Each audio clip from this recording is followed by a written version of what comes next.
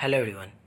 ITI, जिसे आप सभी इंडस्ट्रियल ट्रेनिंग इंस्टीट्यूट के नाम से भी जानते हैं, इसमें क्या होता है, आप सभी को भारत सरकार के द्वारा कई प्रकार के ट्रेनिंग्स दी जाती हैं। इसके अंतर्गत आप सभी को बहुत सारे ट्रेड्स होते हैं, जिनमें से कुछ फीटर, इलेक्ट्रीशियन, वेल्डर, टर्नर, बहुत से ट्रेड्स होते हैं जिनमें आप सभी को क्या किया जाता है, एजुकेशन दी जाती है, मीन्स पढ़ाई कराई दी जाती है। और जब आपकी पढ़ाई हो रही होती है उस समय आप बहुत सारे बुक्स और बहुत सारे अलग अलग तरह की किताबों को पढ़ते हैं। इन सभी के बाद में जब ये सारी सिलेबस ख़त्म हो जाती है, तब आप सभी के दिमाग में एक ही सवाल जूझता है कि अब हम क्या करें। हमने आईटीआई तो कर लिया है, लेकिन अब हम आईटीआई के बाद क्या कर सकते हैं। आप सभी लग जाते हैं सर्च में कि that what I can do now again. तो जब आप सभी का आईटीआई ख़त्म हो जाता है, तो आज की हमारी जो वीडियो है वो इसी बारे में आप सभी को बताने वाली है कि after ITI what you can do. ITI के बाद आप क्या कर सकते हैं, आप आईटीआई के बाद किस फील्ड में जा सकते हैं। आईटीआई जो है, आईटीआई, चलिए हम आगे देखते हैं। आईटीआई के बाद आप कई सारे सेक्टर में जा सकते हैं, जिनमें से एक है आपका अप्रेंटिसशिप। अप्रेंटिसशिप क्या होती है? आईटीआई के बारे में, आईटीआई के बाद आप जितने भी सेक्टर्स में जा सकते हैं उनमें से पहला नंबर पे आप समझिए अप्रेंटिसशिप है। अब अप्रेंटिसशिप क्या होती है, यहाँ पर देखिए आप, आईटीआई का फुल फॉर्म में बताया गया है कि इंडस्ट्रियल ट्रेनिंग इंस्टीट्यूट। तो यहाँ पर आईटीआई के फुल फॉर्म को अगर हम तोड़ते हैं तो ये हो जाता है इंडस्ट्रियल ट्रेनिंग और इंस्टीट्यूट। तो यहाँ पे इंडस्ट्रियल मतलब कल कारखाने, जितने भी कारखाने होते हैं उसके बारे में क्या किया जाता है, यहाँ पर ट्रेनिंग दी जाती है।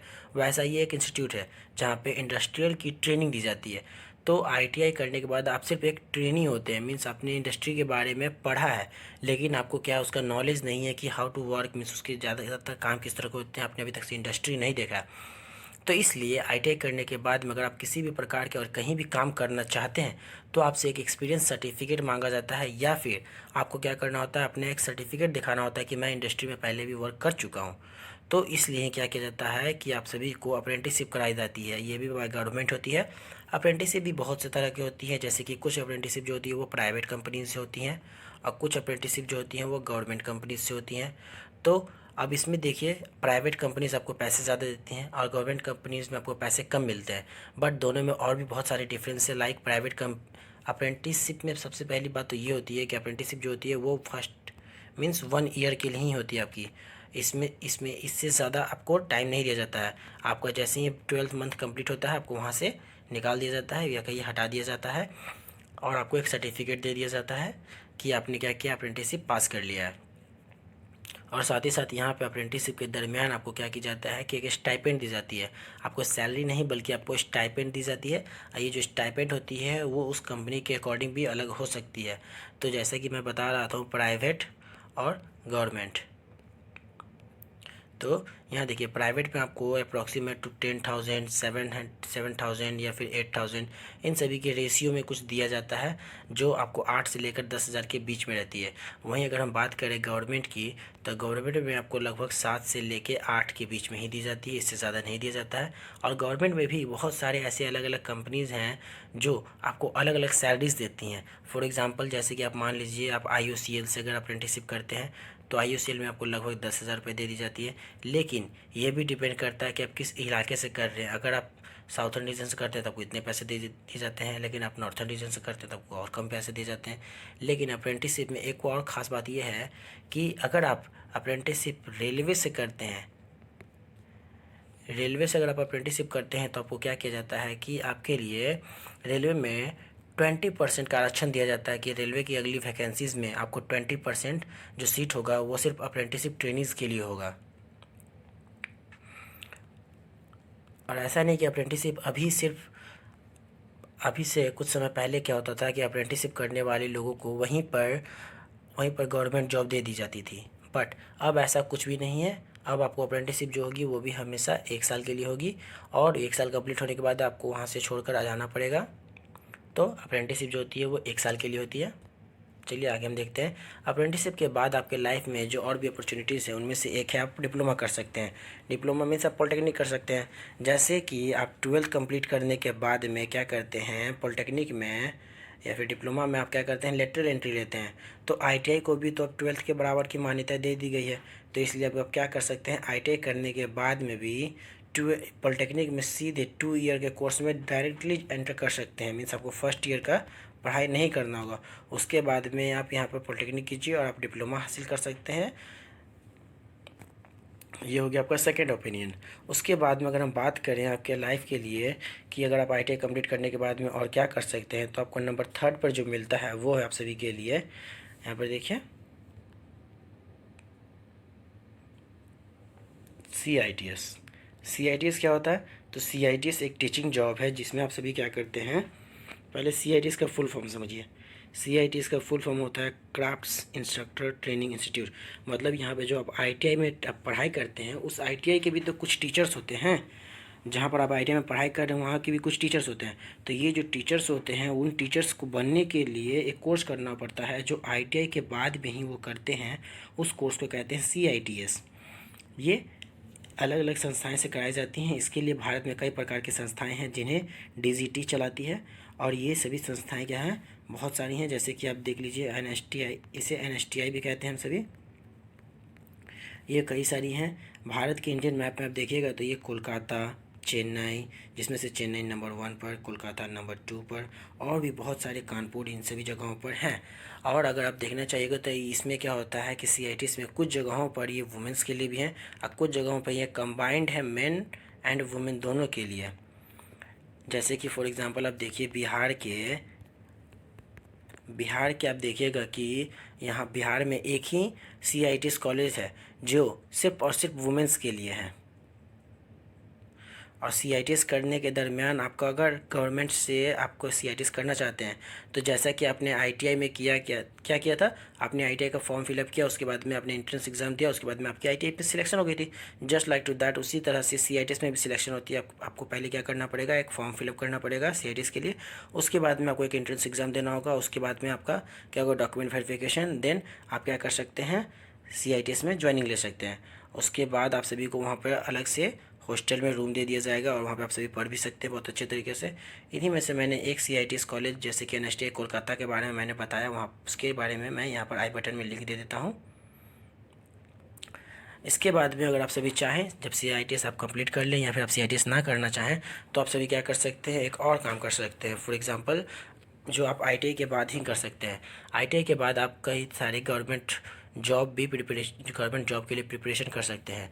जैसे कि बहुत सारे ऐसे गवर्नमेंट इंडस्ट्रीज़ हैं जो ITI को ही मांगते हैं। मीन्स ITI किए हुए, ITI क्या है, आपको एक स्किल्ड वर्कर बना देती है।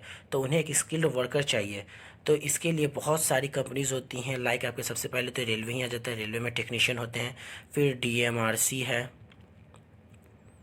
IOCL, NFC, BARC, etcetera etcetera, बहुत सारी कंपनीज़ है, जैसे टाटा, सेल, इसरो।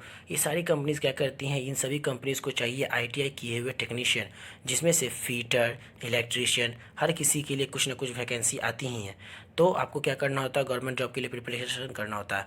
इस गवर्नमेंट जॉब की प्रिपरेशन करने के लिए आपको 2 तरह के एजुकेशन की मांग की जाती है। और उस एजुकेशन में से आपका एक एजुकेशन होता है ट्रेड थ्योरी की, मीन्स आपका सिर्फ और सिर्फ ट्रेड थ्योरी से ही क्वेश्चन पूछे जाएंगे। और दूसरा होता है नॉन टेक्निकल, जिसमें आपसे क्या किया जाता है, नॉन टेक्निकल में मीन्स आपके टेक्निकल क्वेश्चंस नहीं पूछे जाते हैं, बल्कि आपसे जनरल अवेयरनेस, लाइक समझ लीजिए आपसे मैथ्स पूछा जाता है, साइंस पूछी जाती है, फिर जनरल एबिलिटी चेक की जाती है। ये सारी चीज़ें इस पर होती हैं और आपको इसे रख दिया जाता है प्री में। अगर आप इसे कंप्लीट कर लेते हैं तो फिर आपसे सेकंड स्टेज में क्या किया जाता है, सिर्फ और सिर्फ टेक्निकल क्वेश्चन पूछी जाती हैं और इस पर आपका मेरिट बनता है। इसके बाद आप सभी से में भी कहीं कहीं पर कराया जाता है। आप सभी को क्या किया जाएगा, प्रैक्टिकल कराया जाएगा। उसके बाद में अगर प्रैक्टिकल में भी आप पास हो जाते हैं तो फिर आप सभी को क्या किया जाएगा, उस गवर्नमेंट जॉब में आपको जॉब लग जाती है। और ये बहुत ही अच्छी अपॉर्चुनिटी है, क्योंकि इसमें क्या करना होता है, आपको सिर्फ एक ही बुक पढ़नी होती है, जो है आपकी ट्रेड थ्योरी की बुक। इसमें सारे के सारे क्वेश्चन समझिए ट्रेड थ्योरी से ही आते हैं। अगर आप गवर्नमेंट जॉब की प्रिपरेशन नहीं करते हैं या फिर आपकी उम्र निकल चुकी है, तो आप सभी क्या कर सकते हैं, आप सभी के लिए एक और बहुत बढ़िया अपॉर्चुनिटी है कि आप सभी कर सकते हैं जाकर एट द लास्ट आप ITI के बाद में एक और भी काम कर सकते हैं, जो आप सभी के लिए बहुत ही आसान और बहुत ही ज़्यादा लाभदायक भी होगा। फॉर एग्जांपल, जैसे आप सभी मान के चलिए क्या करते हैं, आप सभी ITI के बाद में आप सभी प्राइवेट जॉब कर सकते हैं। अब प्राइवेट जॉब कहाँ से, तो जितने भी आपको मैंने अभी गवर्नमेंट जॉब के लिए कंपनीज़ बताई, उन सभी कंपनीज़ में क्या होता है कि अब प्राइवेट जॉब के लिए भी वैकेंसीज़ आती हैं। फॉर एग्जांपल, जैसे आप मान लीजिए कि अब क्या हो रहा है, ज़्यादातर जगहों पे प्राइवेटाइजेशन हो रहा है। तो प्राइवेटाइजेशन के कारण क्या होता है कि बहुत सारी इंडस्ट्रीज ऐसी हैं जिन्हें स्किल्ड वर्कर्स तो चाहिए ही। अब ऐसा तो नहीं कि प्राइवेटाइजेशन होने के बाद भी उन्हें वर्कर्स नहीं चाहिए होगी। तो वो क्या करते हैं कि उन्हें वो आईटीआई की डिमांड करते हैं कि हमें ऐसे स्टूडेंट या फिर ऐसे ट्रेनिंग्स चाहिए जो आईटीआई कर चुके हों। वो अपने अनुसार अपने अलग अलग तरह के ट्रेड्स को मांगते हैं, जैसे कि फिर वो कभी बोलते हैं प्राइवेट फिटर चाहिए, कभी इलेक्ट्रिशियन चाहिए, तो या फिर टर्नर, वेल्डर, तो अलग अलग उनकी डिमांड्स होती हैं। उस अनुसार से वो क्या करते हैं, वैकेंसीज निकालते हैं या फिर उनमें आपको अप्लाई करनी होती है खुद ही। तो इसके लिए आप क्या कर सकते हैं, अप्लाई कर सकते हैं जॉब अपॉर्चुनिटीज़ पाने के लिए जो प्राइवेटाइजेशन के थ्रू आ चुका है। प्राइवेट जॉब्स इसमें होता है क्या है कि इसमें आपको बहुत ज़्यादा सैलरीज भी मिलती है, मतलब बहुत अच्छी खासी सैलरी मिलती है, लेकिन इसमें आपके टाइम की पाबंदी बहुत ज़्यादा होती है और आपको शिफ्टेज बाय वर्क भी मिलता है। लेकिन आपको पैसा कमाना है तो काम तो करना ही होगा। लेकिन अगर प्राइवेट जॉब की बात करें तो इसमें मैं आप सभी को बता दूं कि इसमें एक सबसे अच्छा जो अभी है जिसमें बहुत ज़्यादा वैकेंसीज निकलती है वह मारुति सुजुकी। मारुति सुजुकी आप सभी ने इसका नाम तो सुना ही होगा। ये कार मेकिंग कंपनी है जो क्या करती है, बहुत सारे कार तो मैन्युफैक्चर करती हैं, लेकिन वो आईटीआई किए हुए बहुत सारे ट्रेनिंग्स को प्राइवेट जॉब भी देती है। ये क्या करती है कि ये 7 मंथ्स या फिर 1 ईयर, ये दो तरह के निकालती है वैकेंसी, जिसमें ये लेती है ये या तो लेती है 7 मंथ्स के लिए या फिर 1 ईयर के लिए। ये दोनों ही में अपने अलग अलग तरह के फंडा रखती है। फॉर एग्जांपल मान लीजिए आपको 7 मंथ के लिए बुला रही है तो ये आपको देती है 19,400 समथिंग, जो कि बहुत कम नहीं है। और इसके ऊपर से आपको क्या करता है, पीएफ अलाउंस ये सब मिलती है। फिर अब मान लीजिए आपको 1 ईयर के लिए बुलाती है तो इसमें क्या होता है, आपको लगभग 27,000 रुपये। तो ये बताइए 27,000 और यह क्या है 19,000, ये दोनों कम पैसे थोड़े ना होते हैं। इतने ज़्यादा पैसे मिले तो मैं तो चला ही जाऊँगा। तो ये सभी आईटीआई के थ्रू ही मिलते हैं आपको। यहाँ पर क्या करना होता है, यहाँ पर अलग अलग तरह के वर्क्स कराई जाती हैं, आप सभी को सर्विस लाइन पर रख दिया जाता है। मीन्स आप सभी को कुछ ना कुछ वर्क दे दिया जाता है, आप सभी को वर्क करने होते हैं। इसी तरह से बहुत सारी और भी कंपनीज है जो प्राइवेट जॉब्स प्रोवाइड करती हैं। फॉर एग्जांपल जैसे एक बहुत ही बड़ी कंपनी है एल एन टी में क्या होता है कि आप सभी को वहाँ पर प्राइवेट जॉब्स के लिए अलग अलग तरह की वैकेंसीज प्रोवाइड की जाती हैं, जहाँ पर लोगों को बुलाया जाता है कि आप आइए और यहाँ पर काम कीजिए, हमारे साथ जुड़िए। और इन लास्ट अगर आप बहुत अच्छे अपने स्किल अपने अगर आप प्राइवेट जॉब के थ्रू बहुत अच्छा स्किल गेन कर लेते हैं और आपको एक्सपीरियंस अच्छी हो जाती है, नॉलेज अच्छी हो जाती है, तो आप क्या कर सकते हैं, वीज़ा बनाएं और उसके बाद में इंटरव्यू के थ्रू आप जा सकते हैं आउट ऑफ इंडिया भी। और आउट ऑफ इंडिया जाने के बाद में आप अलग देशों में जाकर वहाँ पर आईटीआई के थ्रू टेक्नीशियन या फिर टेक्निकल जॉब कर सकते हैं, जिसके थ्रू क्या होगा, आपको बहुत अच्छी इनकम मिल जाएगी। बाहर इंडिया के बाहर चले जाएँ तो आपको मे बी 50,000 या 60,000 इससे भी ऊपर तक की सैलरी मिल सकती है। और इंडिया के अंदर ही जब आप एक बहुत ही अच्छे स्किल्ड वर्कर हो जाते हैं तो प्राइवेट जॉब के थ्रू आपको बहुत अच्छी अच्छी सैलरियाँ मिलनी शुरू हो जाती हैं। लेकिन आपको इतना समझ लीजिए कि आप प्राइवेट जॉब में जाते हैं वो भी आईटीआई के थ्रू, तो आपको मिनिमम 10,000 रुपीज़ या फिर 15,000 रुपीज़ इतनी तो आपको आराम से मिल ही जाएगी। और अभी बहुत सारे फॉर एग्जांपल मान लीजिए मुंबई, दिल्ली, इन सब में तो आईटीआई की भरमार चलती है, आईटीआई के लोग ही मांगते हैं ज़्यादातर अब। Thanks for watching the video. अगर आपको वीडियो अच्छा लगा हो तो क्या कीजिए, आप सभी लाइक, शेयर और सब्सक्राइब करना बिल्कुल भी ना भूलें फ्रेंड्स। Thank you again.